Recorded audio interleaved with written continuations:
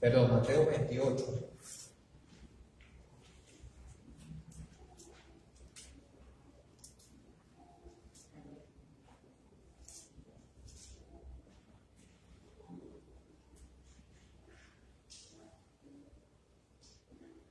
Mateo 28. Y vamos a ubicarnos a partir del versículo 11. Mateo 28, a partir del versículo 11.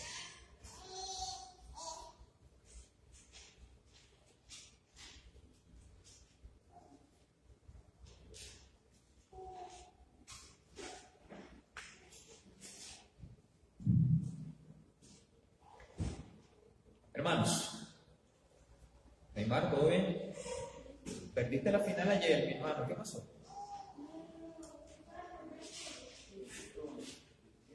No, brincadera, Neymar. Neymar no entendió la brincadera. Bueno, mis hermanos, Mateo 28, a partir del versículo 11. Yo les invito que todo el que lo tenga ubicado pueden ver en pie para leer la palabra del Señor. Mateo 28, a partir del 11.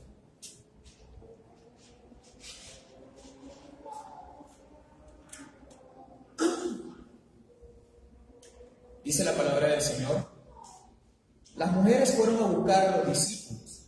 Mientras tanto, algunos de los soldados que cuidaban la tumba regresaron a la ciudad. Ellos le contaron a los sacerdotes principales todo lo que había pasado. Entonces los sacerdotes y líderes del país decidieron pagarle mucho dinero a los soldados para que no dijeran lo que en verdad había sucedido. Le dijeron: vayan y digan a la gente que los discípulos de Jesús vinieron por la noche, cuando ustedes estaban dormidos, se robaron el cuerpo de Jesús. Y si el gobernador sabe esto, nosotros hablaremos con él y ustedes no serán culpados de nada. Los soldados aceptaron el dinero y contaron a la gente lo que los sacerdotes principales les habían indicado. Esta misma mentira es la que se sigue contando entre los judíos hasta los momentos de escribir esta historia.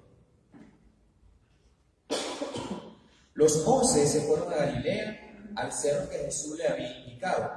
Cuando se encontraron con él, lo adoraron, aunque algunos de ellos todavía dudaban en que realmente fuera Jesús. Pero él se les acercó y les dijo: Dios me ha dado poder para gobernar en todo el universo. Ustedes vayan y hagan más discípulos míos en todos los países de la tierra. Bautícenlos en el nombre del Padre, del Hijo y del Espíritu Santo. Enséñenles a obedecer todo lo que yo les he enseñado. Y yo estaré siempre con ustedes hasta el fin del mundo. Amén. Pueden tomar asiento, mis hermanos.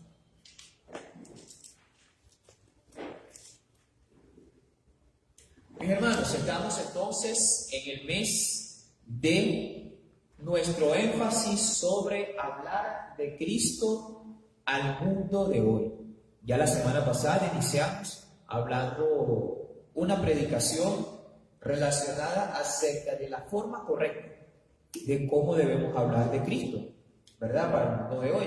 Y estuvimos haciendo énfasis que la mejor forma de hablar de Cristo es nosotros mismos conservando nuestro testimonio personal de acuerdo con lo que Cristo enseñó, conservando también nuestro testimonio como iglesia de acuerdo a lo que Cristo enseñó y hablando de Cristo también con emergencia, ¿no? Eso lo hablamos todo basado en el capítulo 11 de la primera carta a los Corintios.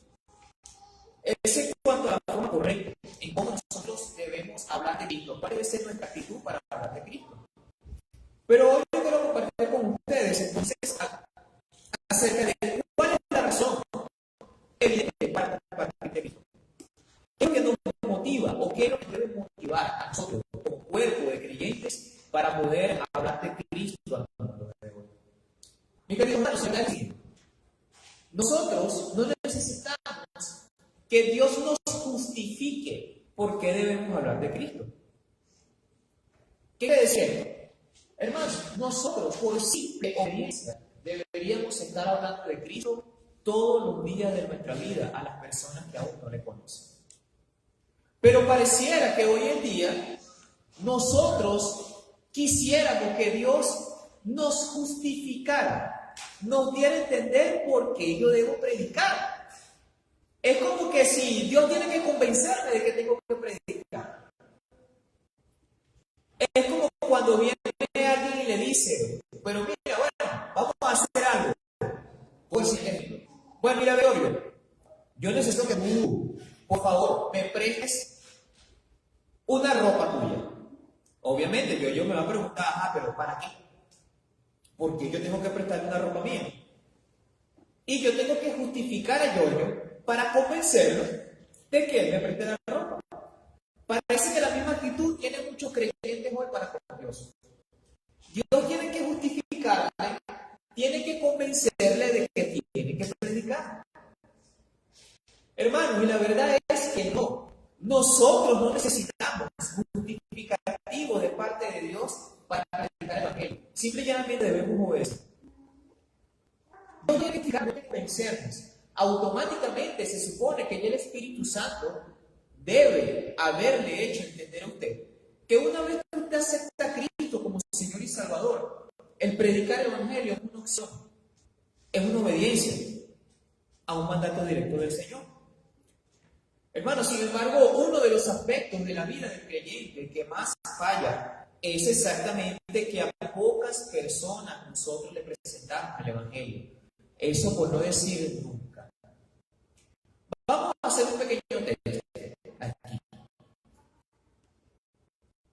Yo voy a ir hablando de unos periodos de tiempo y usted va a ir pensando. No voy a pedir que me levante la mano para no comprometer a nadie.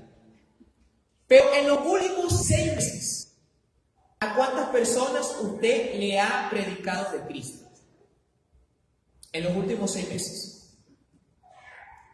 ¿Cuántas personas usted ha predicado de Cristo? Por lo menos le ha entregado un folleto. Vamos a abrir el periodo. En el último año, ¿a cuántas personas usted le ha predicado de Cristo?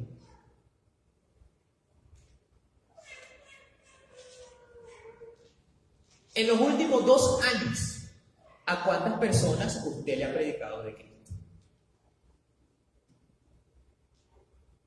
Y si vamos al aspecto de cuántos a usted ha discipulado, creo que el asunto se pone peor todavía. Vamos a ver, mis hermanos, para no ser tan drásticos, en los últimos 2 años, quien levante la mano, el que le ha evangelizado a alguien en estos últimos 2 años. 3 nada más. Yo gracias a Dios puedo decir que en los últimos 6 meses por lo menos he llevado 14 personas delante del Señor. Aquí está uno que estoy discipulando, hay otro que no está viniendo. Mis 2 hijos, gracias a Dios, los llevé también delante del Señor. Hermano, y ese es un papel importante. Usted como padre tiene que encargarse de que sus hijos acepten a Cristo como Señor y Salvador. Y gracias a Dios, ya mis hijos también están tomando clases para bautizarse. Y una decisión de ellos. Ellos entendieron que todo el que acepta a Cristo como Señor, el próximo paso es dar fe de ese paso que ellos han dado a través del bautismo. Yo no lo obligué. Una de las cosas que mi esposo no quería era que se bautizaran, porque consideramos que tan pequeños todavía. Sin embargo, es una conversación que vimos con Pastor Marco. Pastor Marco nos hizo entender de que no es cuestión de edad, sino es cuestión de conciencia y de que la persona entienda que es lo que Pastor Marco habló con ellos y le hizo algunas preguntas. Pastor, realmente ellos entienden perfectamente la decisión que tomaron. O sea, ellos están claros en lo que ellos hicieron. Bueno, procedamos. Entonces, mis hermanos, ese para que ustedes se den cuenta de que pareciera que nosotros no estamos entendiendo que no es opcional para nosotros predicar. Yo les voy a poner un ejemplo de esto, mis hermanos. Fíjense ustedes, ¿cuántos de aquí son padres? ¿O madres? A ver. 1, 2, 3, 4, 5, 6, 7 conmigo, ¿verdad? Vamos a ver. Usted como padre tiene compromiso, ¿cierto?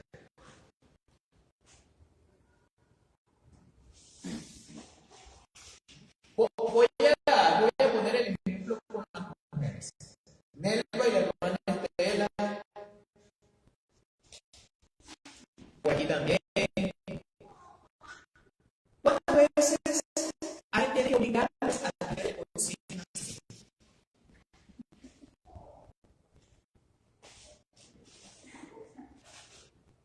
Nada, ¿verdad? Eso es algo que ustedes apenas hay que hacer la comida porque los niños ya se van a despertar.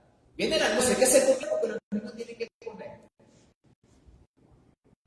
Igualmente los padres, por lo menos en mi casa, yo normalmente me encargo de hacer el desayuno. De vez en cuando el almuerzo cuando mi esposa está o cuando ella me lo pide.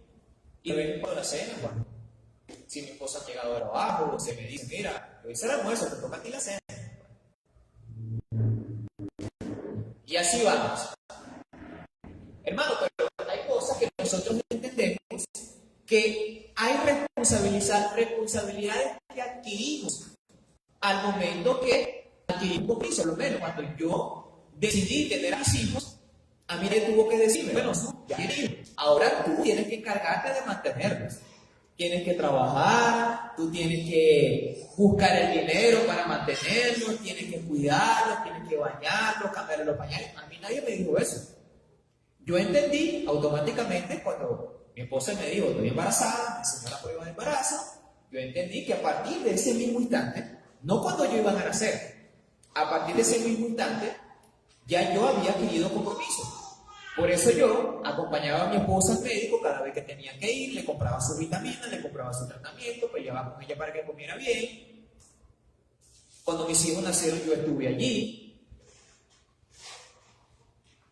Y una de las cosas que yo me jacto y que yo me siento muy orgulloso siempre es que mi suegra no tuvo que ir a mi casa a tener a mi esposa porque yo me encargué de todo, porque era mi responsabilidad. Yo hasta le limpié la herida de la cesárea a mi esposa, yo me encargaba de cambiarle las cosas todas llenas de sangre, porque es mi responsabilidad. Yo adquirí ese compromiso.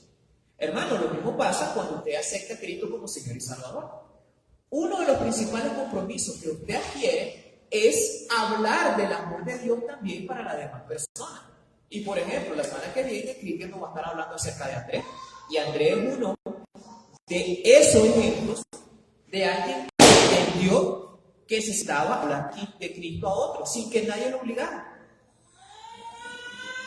Entonces, mis hermanos, sin embargo, a pesar de que Dios no necesita justificar o convencernos para que nosotros prediquemos acerca de Cristo, la Biblia nos presenta a nosotros algunas razones de por qué nosotros tenemos que predicar de Cristo. No porque Dios necesite convencernos, sino porque nosotros necesitamos saber que en la tarea de predicar, el Señor siempre nos está guiando y nos fortalece en la tarea de hacerlo.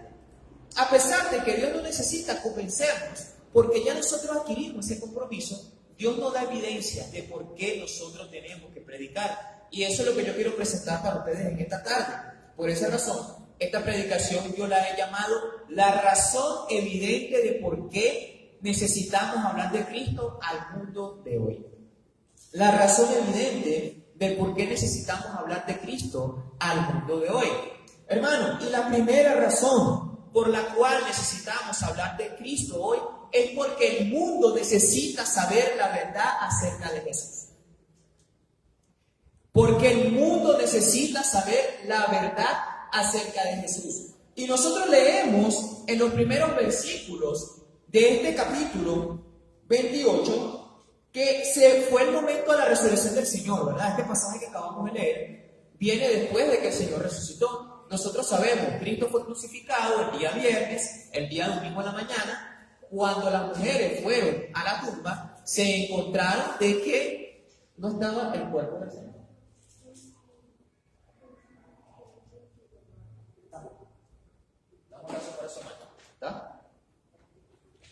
Entonces, ¿qué pasó? Ellos fueron, se encontraron la tumba vacía porque el Señor había resucitado. Pero no solamente la las mujeres, no solamente los discípulos del Señor vieron eso, sino que también un grupo de personas, especialmente los soldados que estaban custodiando la tumba, de repente a ellos los cegó una luz, hubo un gran ruido, como de un terremoto, vieron a hombres resplandecientes y ¿qué hicieron ellos?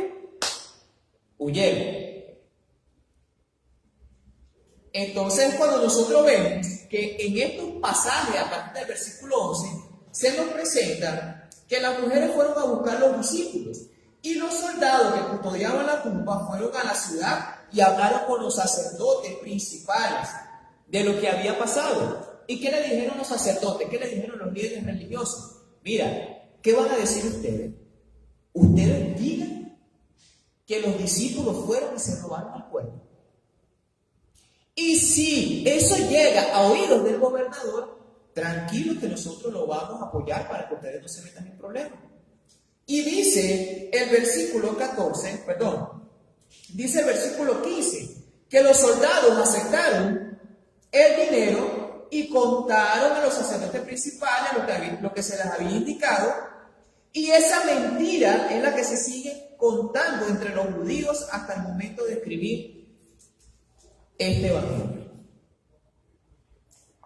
Entonces fíjense ustedes, ya inmediatamente en el tiempo de Jesús se comenzaron a decir mentiras, engaños acerca de Jesús y su resurrección. Ya inmediatamente antes de la ascensión del Señor al cielo, ya había esfuerzos del enemigo por negar la resurrección del Señor. Y ahora mi pregunta es, mis hermanos, ¿acaso eso no es lo mismo que está ocurriendo en el mundo de hoy? Esfuerzos por negar la existencia de Dios. Estudiosos, filósofos, psicólogos que intentan desacreditar la fe que nosotros tenemos, que mienten, cuentan historias falsas para las personas acerca de Jesús. Yo he estado viendo, mis hermanos, cómo hay canales que se dedican a hacer estudios para negar la existencia de Jesús o por lo menos su divinidad, incluyendo su resurrección.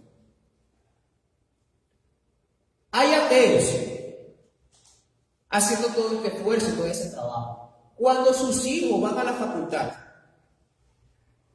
hay grandes esfuerzos de personas negando la existencia de Jesús, negando su poder. Como estaba hablando yo con Lloro en mañana, que yo compré un libro, y una de las cosas que habla ese libro, habla sobre Karl Marx, y una de las cosas que Karl Marx hablaba, él llamaba que la religión es el opio del pueblo, es el opio de los pueblos. Y es parte de la filosofía que nosotros vemos hoy en día en el mundo. Movimientos, filosofías, tratando de hacer exactamente lo que hicieron los líderes religiosos de la época, negar rotundamente a Jesús. Y por esa razón, mis hermanos, nosotros debemos predicar el evangelio porque la gente necesita saber la verdad acerca de Cristo. Que ciertamente Jesús murió, pero resucitó al tercer día y también ascendió al cielo y está sentada a la diestra del Dios Padre. Pero no conforme con eso, también, poco después de él ascender al cielo, cumplió su promesa de mandar al Consolador, que es el Espíritu Santo, que vino en aquel día de Pentecostés y que ahora viene y vive en el corazón de todo aquel que ha aceptado a Cristo como Señor y Salvador. Y es en serio, es la máxima prueba de que realmente Cristo resucitó. El mundo necesita saber esa verdad. Por esa razón, usted debe de predicar de Cristo. Por esa razón, yo tengo que predicar de Cristo, porque el mundo necesita saber la verdad de Cristo. Porque hay muchas mentiras acerca de Jesús corriendo por el mundo. Hay muchos esfuerzos de negar la existencia de nuestro Dios. Hay otro que dice, sí, Cristo existió. Hay escritores judíos que escribieron acerca de un tal Jesús. De hecho, se encontró una tumba hace unos años, en Israel, que decía Jacob, hermano de Jesús. Se supone que o Santiago, como decía, ¿no? Porque saben que Santiago significa Jacob. Ese tipo de enredos entre los nombres en griego, en arameo, en español. Entonces, pero lo cierto era que decía Santiago, hermano de Jesús, hijo de María. Entonces se entiende que si existió Jesús, tuvo hermanos. Hay registros históricos, pero algunos dicen que esa parte de Jesús como Dios, eso es falso, eso es mito. De hecho, mucho de eso viene de aquí, que fueron creados por los discípulos. Hermanos, pero la mayor evidencia, ustedes vieron la historia de Pablo, ¿cierto? ¿Cuántos viajes misioneros hizo Pablo? 3, ¿verdad? ¿Cuántas cosas pasó Pablo en esos viajes misioneros según el video que vimos? Pasó naufragio, intentos de asesinato, intentaron lapidarlo, intentaron apedrearlo, fue golpeado, hasta que finalmente fue martirizado, le cortaron la cabeza. Hermano, ¿qué persona en su sano juicio hace eso por una mentira? ¿Qué persona en su sano juicio va a ser apedreado, golpeado, humillado por una mentira, sabiendo que es mentira?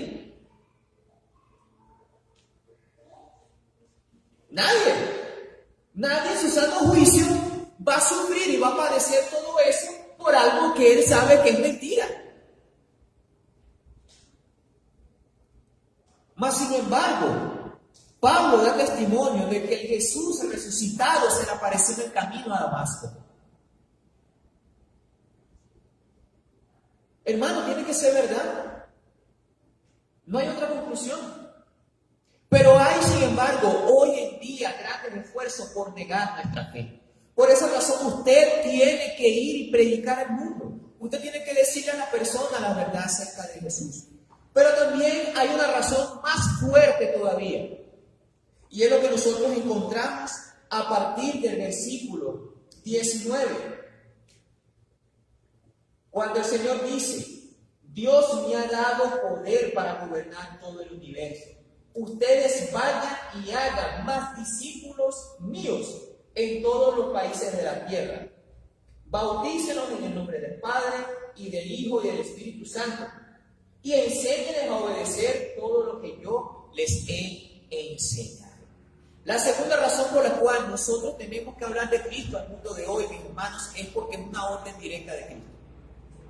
No, usted no necesita saber más nada. Es una orden, hay que cumplirla. Es un mandato del Señor Jesús. Que usted, que es un discípulo, tiene que ir a predicar. Dense ustedes cuenta, mis hermanos. Nosotros vemos que mientras estaba ocurriendo una situación con los discípulos, para la Biblia estaba sucediendo una situación con los que no creían en Él. Mientras se andaban confabulando mentiras, mientras se andaban creando conspiraciones por parte de los que querían negar, porque fíjense ustedes, no es que ellos no creían, ellos sabían que era real, pero tenían que negarlo a toda costa, porque no convenían para los intereses sacerdotales ni para los intereses imperiales. Ellos tenían que negarlo. A su vez, ¿qué estaba aconteciendo? Mientras esto ocurría, mientras se esparcía la mentira, vemos que el Señor Jesús se aparece a sus discípulos. Pero fíjense ustedes, con todo y eso, dice el versículo 17 que algunos de ellos dudaban. ¿Será que acaso en estos que dudaban, tal vez las mentiras que dijeron los soldados estaban haciendo efectos en su corazón?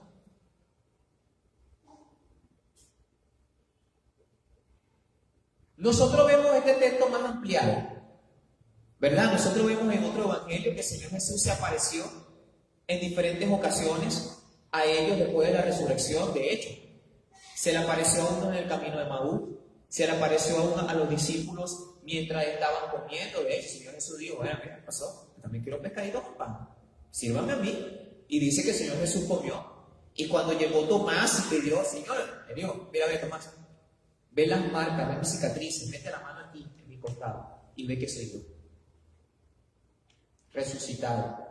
Mientras se andaba expandiendo la mentira, El Señor Jesús andaba confirmando a los que creen en Él, aún a los que dudaban, que Él ciertamente había resucitado. Hermanos, entonces nosotros vemos que para usted poder ser un emisario, alguien que hable, alguien que obedezca el mandato directo del Señor Jesús de ir y hacer discípulos a todas las naciones, hermano, no importa si usted es una persona que duda, hágalo. Nosotros vemos que el Señor Jesús aquí no dice, bueno, a los que creyeron, no, Él le dijo, a los que dudaban y a los que no también, vayan y hagan discípulos. ¿Qué nosotros podemos entender de esto?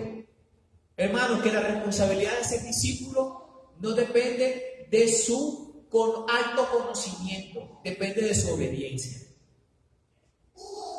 No depende si usted tiene un curso en teología, no depende si usted es pastor, no depende si usted tiene 5, 20, 40 años en el Evangelio.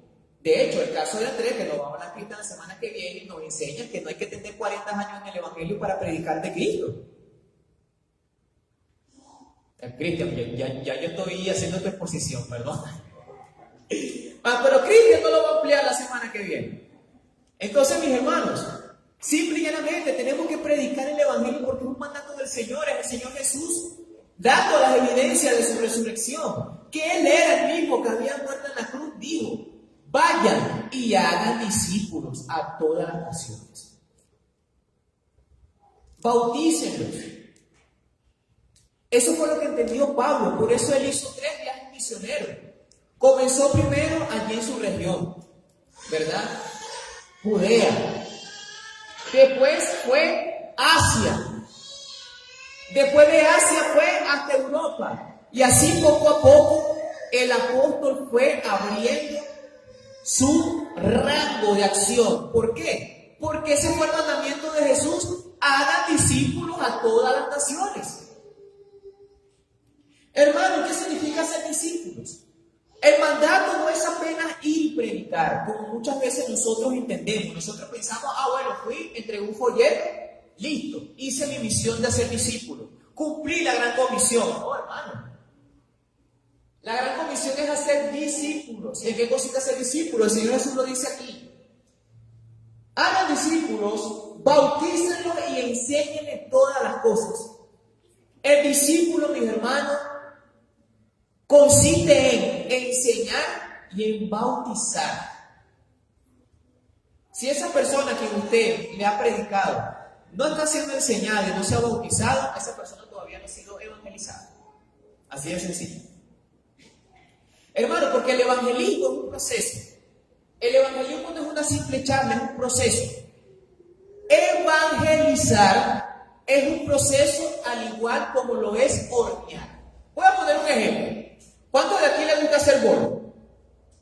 Hermana Nera. ¿Quién más aquí le gusta hacer bolo? Nervan.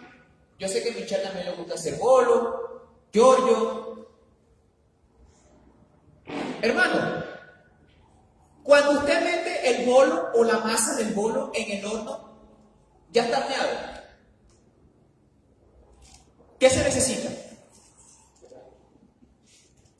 Un proceso, ¿verdad? Hay que encender el horno, hay que dejar que se precaliente a 120 grados, dependiendo de él.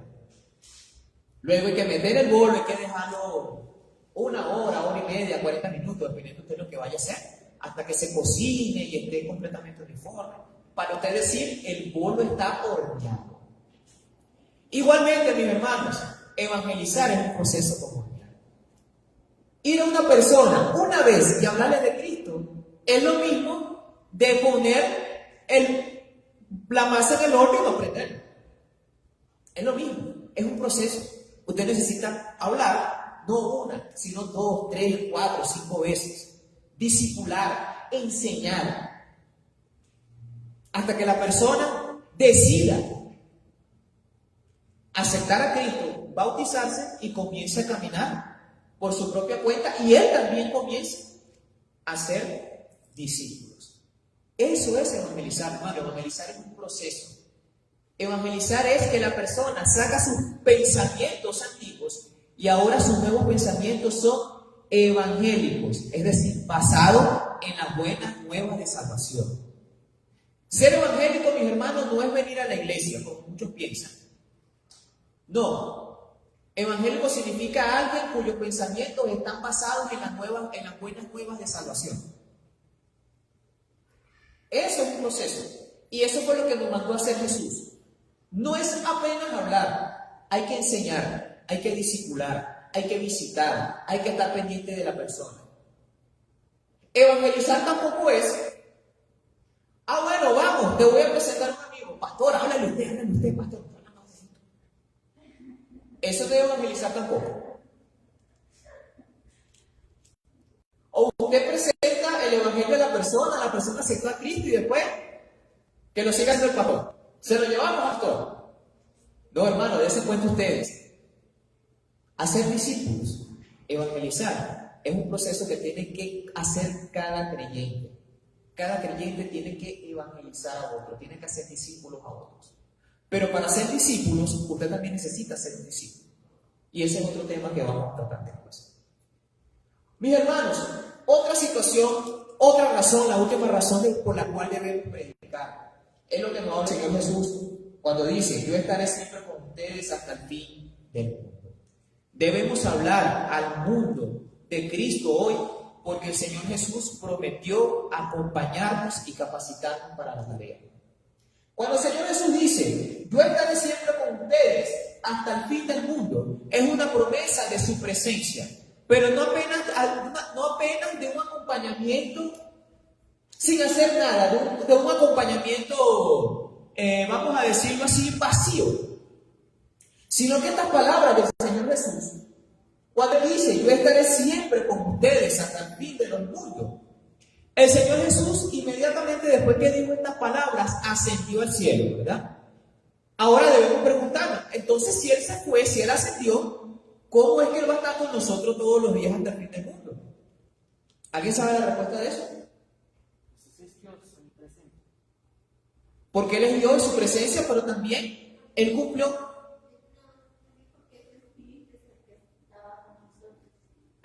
esta promesa cuando envió el Espíritu Santo en Pentecostés. De hecho, nosotros vemos que cuando Jesús habla del Espíritu Santo, mis hermanos, cuando Él dice: enviaré dice así: y yo rogaré al Padre para que envíe al Consolador en mi lugar. Esa palabra "en mi lugar", en el idioma original, expresa que era alguien que podía estar en el mismo lugar porque es igual a Él y sabe hacer las mismas cosas que Él hace. Es decir, el Espíritu Santo es Dios.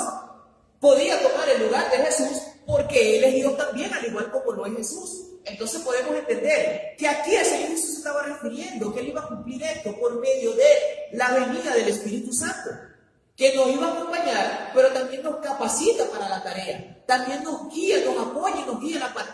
Ustedes ven que eso se cumplió en los viajes misioneros de Pablo, ¿no? Porque ¿quién? Por lo menos vamos a poner el caso. Cuando estaban orando en la iglesia en Jerusalén, ¿quién fue el que habló a la iglesia y dijo: apartarme a Bernabé y a Saulo, que tengo una tarea para ellos? ¿Quién lo dijo? ¿Quién aparece en el libro de Hechos? ¿Quién dijo eso? El Espíritu Santo. Nosotros vemos al Espíritu Santo, hermano, haciendo la obra que hacía Cristo antes de subir. Porque ¿quién comisionó a los 12? El Espíritu Santo. ¿Y quién comisionó a Pablo y a Bernabé? Perdón, Jesucristo fue quien comisionó a los 12, ¿verdad? Jesucristo, hermano, Jesucristo, estoy corrigiendo. Jesucristo comisionó a los 12. Y vemos que ¿quién comisionó a Bernabé y a Pablo? El Espíritu Santo. No hace lo mismo que hace Jesús. No tiene la misma autoridad de Jesús. Entonces podemos entender que la palabra: yo estaré siempre con ustedes hasta el fin del mundo, el Señor la cumplió con la venida del Espíritu Santo. Hermano, entonces usted no puede tener miedo de ir a ser discípulos, porque usted tiene al Señor de la mesa acompañando en ocasión en la tarea. El Espíritu Santo le está acompañando, le está capacitando, le está enseñando constantemente. Usted puede ser discípulo. Usted tiene que ir a ser discípulo porque cuenta con la compañía y la ayuda del Espíritu Santo. Hermanos, ¿qué necesitamos? Justificaciones. Apenas necesitamos obedecer el mandato de ir y hacer discípulos a todas las naciones. Si alguien pregunta a usted, ¿cuál ¿Cuál es la razón evidente por la cual debemos predicar? Es simplemente obedecer a Cristo. Esta tarde, mis hermanos, yo te hablo acerca de 3 razones por las cuales nosotros debemos ir y predicar de Jesucristo al mundo de hoy. En primer lugar, hemos visto porque necesitamos hablar la verdad de Jesús al mundo. En segundo lugar, hemos visto porque necesitamos también obedecer el mandato de Cristo de ir a ser discípulos en todo el mundo. Y en tercer lugar, hemos visto porque tenemos la compañía y la ayuda de Jesucristo para poder predicar y evangelizar. Hermanos, entonces la mayor razón es simple y llanamente obediencia. Dios no tiene que convencernos. Dios no tiene que justificarse por mandarnos. Nosotros somos los que apenas necesitamos obedecer. No solamente un mes de Transhispana, sino todo el año, hermanos. Cada momento que tengamos la oportunidad de predicarle a alguien, prediquemos, evangelicemos, hagamos discípulos, acompañemos, visitemos. Dediquemos tiempo a ser discípulos. Comience por su familia, comience por sus hijos, haga discípulos de sus hijos. Enséñenle, ore con ellos. Muéstrenle que el hecho de que ellos estén aquí en la iglesia no significa que son salvos. Que necesitamos aceptar a Cristo como Señor y Salvador, porque todos estamos separados de la gloria de Dios, según lo dice Romanos 3:23, porque todos hemos pecado. Y si su hijo le dice, mamá, pero yo no he matado a nadie, papá, pero es que yo no bebo, no tomo. Ah, pero tú eres 100% obediente a mí, y con eso, pronto, acepta a Cristo. Porque ningún hijo es 100% obediente. Entonces eres pecador. Eso muestra que eres un pecador. Y si eres pecador, como lo dice la Biblia, si fallas por lo menos uno solo de los mandamientos, estás condenado. Cuando yo te mando a acomodar la cama, tú lo haces inmediatamente. ¿Estás viendo? Eres pecador. Y estás separado de la gloria de Dios. Tienes que aceptar a Cristo. Porque exactamente la desobediencia es la mayor manifestación del pecado. Y si tú eres desobediente, no importa, hermano, es así, es como yo siempre le digo a la gente. Si por lo menos yo le digo, si usted le dice a su hijo, arregla la cama ahorita, y él la arregla, sí, pero lo hizo 1 hora después, él no obedeció. Porque no lo hizo cuando usted lo mandó, lo hizo cuando él quiso, y eso es desobediencia. Así somos nosotros también con Dios. Muchas veces hacemos las cosas, pero no las hacemos cuando Dios lo manda, sino cuando nosotros queremos, y eso es desobediencia. Y si nosotros no evangelizamos, si nosotros no vamos al mundo, si nosotros no vamos y predicamos de Cristo, ahora vamos a estar siendo desobedientes también. Por eso que la invitación, mis hermanos, en esta tarde es para que usted vaya y haga discípulos a sus vecinos, a sus familiares que no conocen del Señor, a sus hijos que aún no han aceptado a Cristo, a su compañero de trabajo. Predíquele. Predique, hermano. Es su compromiso. Como le decía Pablo a Timoteo, predica dentro y fuera de tiempo. Enfatizando que no hay momento para predicar. El momento es cuando se presenta.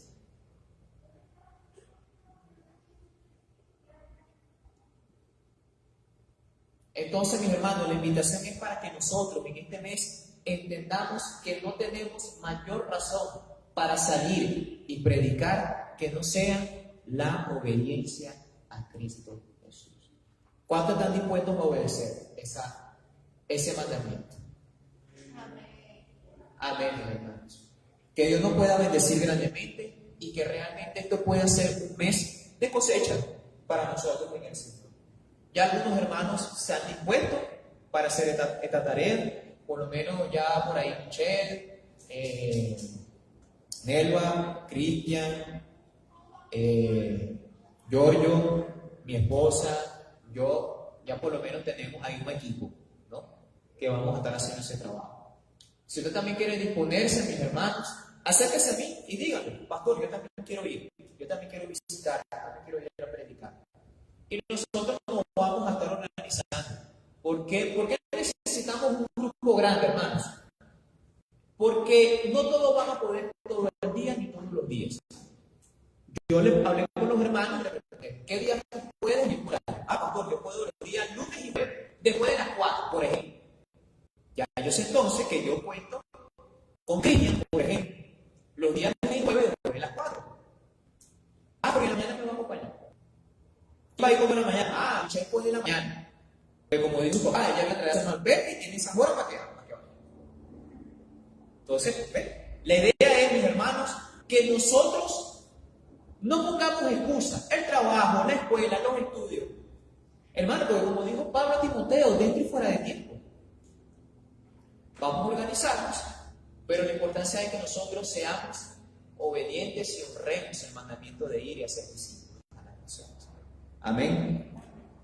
Hermanos, que Dios nos pueda bendecir grandemente a través de su palabra, como siempre lo ha hecho, y entonces vayamos y hagamos discípulos. Hermanos, la situación es así. Yo mañana voy a terminar de organizar las visitas porque solamente me han confirmado 3 familias.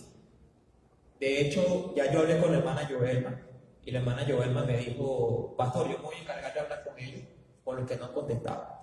Entonces, yo hasta ahorita tengo 3 familias. Yo mañana voy a terminar de cerrar la lista. Y también pido, hermano, si usted tiene a alguien a quien visitar, háblenme, mándenme un mensaje por WhatsApp, mándenme un mensaje por Facebook, mándenme un mensaje, pastor, tengo 5, tengo 3, tengo 4, ¿qué día podemos ir? Ellos están disponibles tal día. Y hermanos, vamos a definir y vamos a cuadrar las visitas para hacerlo, ¿ok? Mis hermanos, este día martes no vamos a tener estudio bíblico. ¿Por qué razón? Ustedes saben que Santiago, mi hijo menor, él estaba pasando consulta con una médico fotólogo, una fonoaudióloga, ¿no? Que es la doctora Yairse, una de las hijas del pastor José de la Rocha. Y gracias a Dios, Santiago ha superado su proceso con creces. Ya no dice Tamuel, ahora ya dice Samuel.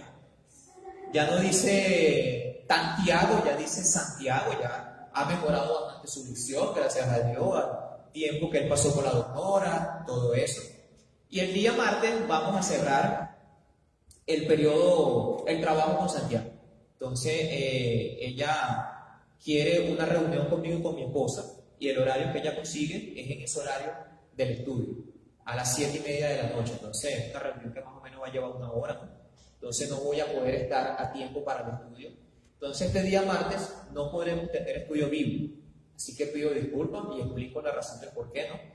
Ese es el horario que ella puede, me imagino que por las otras personas que ella atiende. Y bueno, necesitamos cerrar el proceso del trabajo con Santiago. Entonces, mis hermanos, no tendremos estudio. Más en la semana, yo sí estaré informando cuáles son los días y el cronograma de visita que vamos a estar teniendo. Recordemos que para nosotros el Trahispano no va a ser una semana, va a ser un mes completo. Entonces, vamos a esforzarnos, vamos a hacer trabajo según el horario que nosotros dispongamos. Y el próximo domingo, a las 4 de la tarde, estamos nuevamente aquí en nuestro templo para nuestro culto presencial, hermanos. Recordemos que es a las 4 de la tarde. La semana que viene, entonces, Cristian nos va a estar hablando acerca de Andrés en el momento misionero. Y vamos entonces a estar escuchando mi última predicación, que ya hablamos acerca de la forma correcta, ya hablamos acerca de la razón evidente, y la semana que viene vamos a hablar acerca del mensaje único para hablar a las personas de Cristo en el día de hoy. ¿Cuál es el mensaje único? No podemos ir y hablar cualquier cosa. Tenemos que hablar un mensaje que ya ha sido establecido en la Biblia. ¿Amén? Entonces, esa será la predicación. Y el último domingo, entonces, Giorgio estará cerrando, predicándonos también aquí.